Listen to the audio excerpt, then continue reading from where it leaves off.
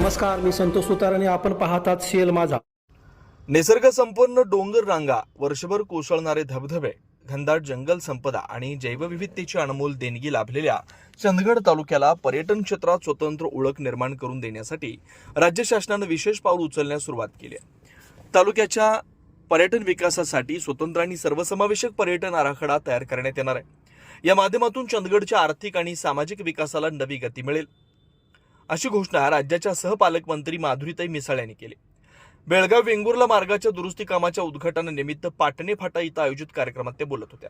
यावेळी आमदार शिवाजीराव पाटील, माजी राज्यमंत्री भरमण्णा पाटील, जिल्हा परिषद सदस्य राजश्री गावडे, स्वाती कोरी, विद्या पाटील, पंचायत समिती सदस्य रवींद्र बांदिवडेकर, शांताराम पाटील, सचिन बल्लाळ, नाना डस्के, सोमगोंडा आरबाळे, जयकुमार मुंडोळी, भाजप सरचिटणीस भरमू आपटेकर तसेच विविध क्षेत्रातील मान्यवर आणि नागरिक उपस्थित होते. माधुरी मिसाळ यांनी चंदगडच्या नैसर्गिक संपदेचा विशेष उल्लेख करताना सांगितलं की पर्यटनाच्या दृष्टीनं हा परिसर राज्यातील अनेक प्रसिद्ध पर्यटन स्थळांपेक्षाही अधिक क्षमता बाळगून आहे. मात्र या क्षमतेचा नियोजनबद्ध विकास होणं आवश्यक आहे.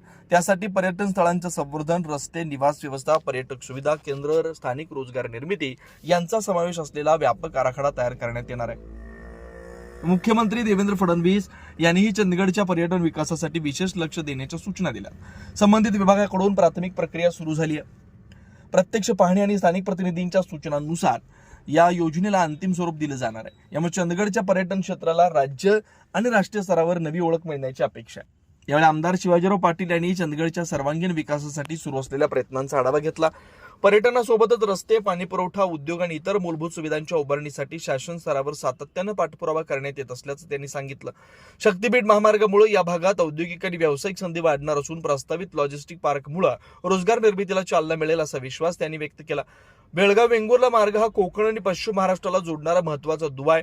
या मार्गाच्या दुरुस्तीमुळे वाहतूक सुलभ होणार आहे. पर्यटन, व्यापार आणि स्थानिक अर्थव्यवस्थेला मदत मिळणार असल्याचं मान्यवरांनी नमूद केलं.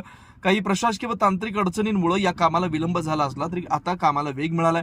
निश्चित कालावधीत हा मार्ग पूर्ण होईल अशी ग्वाही दिली. कार्यक्रमात रस्ते दुरुस्तीचं काम दर्जेदार पद्धतीनं पूर्ण केल्याबद्दल व कंत्राटदार बापू देसाई, विलास पाटील, जयराम कुकरेजा आणि रविराज लोंढे यांचा विशेष सत्कार करण्यात आला.